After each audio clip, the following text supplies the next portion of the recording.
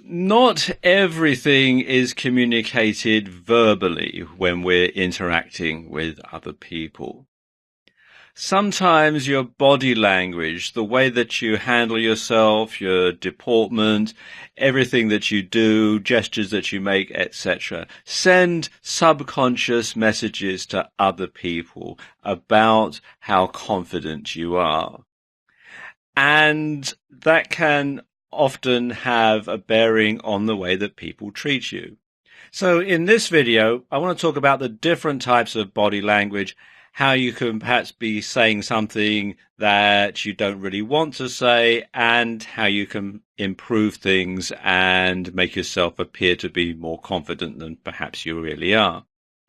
Okay, let's look at some typical insecure or loser body language. And this all comes from a survey done by the Australian National Review. And the first thing that really gives you away as not being confident is lack of eye contact. People who lack confidence find it difficult to maintain eye contact.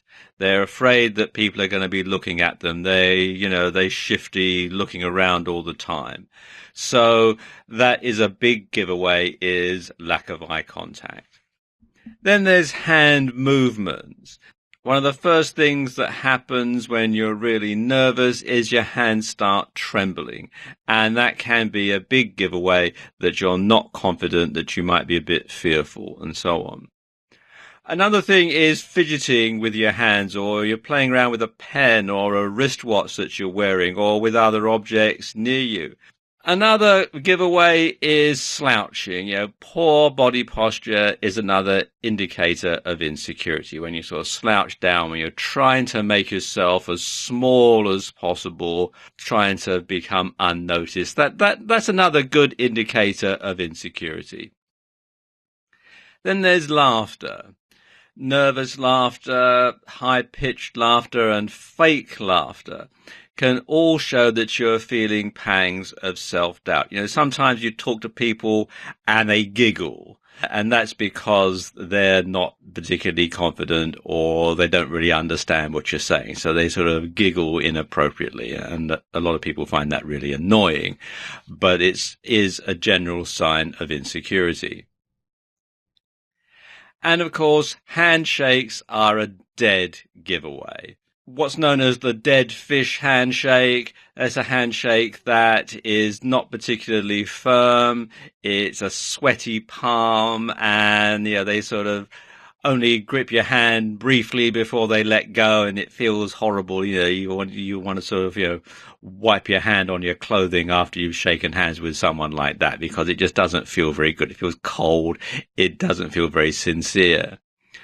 Other people will try and hide their insecurity by giving you an overly firm handshake. It'll be almost like they've clamped your hand in a vice, and you come away after shaking hands with them and your hand is throbbing.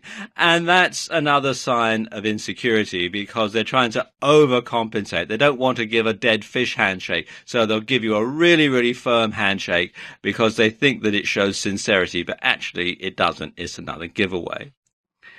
And this happens all throughout life. If you think back to your school days, there was probably one kid who was always getting picked on. The one kid who was always being pushed around and being bullied in the playground, always getting his or her lunch stolen, being tripped up as they were walking down the hallway or pushed down the stairs, that sort of thing. Always getting into fights and always coming off worse. And perhaps that kid was you. And it was because other kids could read the body language and would know that this person was not very confident, was not very secure, and would take advantage of that. And of course, that goes on all through life. You get people then who are not very confident, who end up working for a bullying boss, somebody who is going to give them a much harder time than he or she gives anybody else. And they're always picked on, they're always find fault with them, etc., etc. They're always made to be a bad example. And even if this person stands up to the boss and thinks, right, I'm not going to take this anymore, they find that if they turn around and argue with the boss and other people get away with it, they probably won't. They'll probably end up getting fired because the boss will take the attitude, well, if I let this wimpy person push me around, if I get to the point where people see that this wimpy person is getting his or her own way, other people who are more confident are going to go ahead and try it on as well. So I'm going to clamp down hard on this person because I know that they're not confident, they're not secure, they're a bit of a wimp, they're a bit of a loser. I know they won't sue for unfair dismissal because they just simply haven't got the guts. So I'll clamp down hard. I won't take any nonsense from them, not like I do with other people. And that sort of thing goes on in business all the time. And it goes on in life. If you appear to be unconfident, then people are going to treat you as such. Okay, now let's look at some typical confident body language. And this comes from a survey conducted by Forbes magazine. And the first thing that they recommend that people who want to appear confident should stand tall and take up space. Power, status, and confidence are non-verbally displayed through the use of height and space. So you want to keep your posture erect, your shoulders back, and your head held high, and it makes you look sure of yourself. And you want to maintain positive eye contact. People in the US, Europe, Australia, and many other parts of the world will expect you to maintain eye contact 50 to 60% of the time when you're having a conversation with them. So a good rule of thumb when you're talking to somebody is to maintain eye contact for long enough that you can tell what color their eyes are. And another thing is to use open gestures. Keeping your movements relaxed, using open arm gestures and showing the palms of your hands, that's the ultimate see, I have nothing to hide gesture, are silent signals of credibility and candor. And something that you should avoid doing is folding your arms across your chest, because that's putting up a barrier between yourself and the other person. And some people might read that as hostile body language.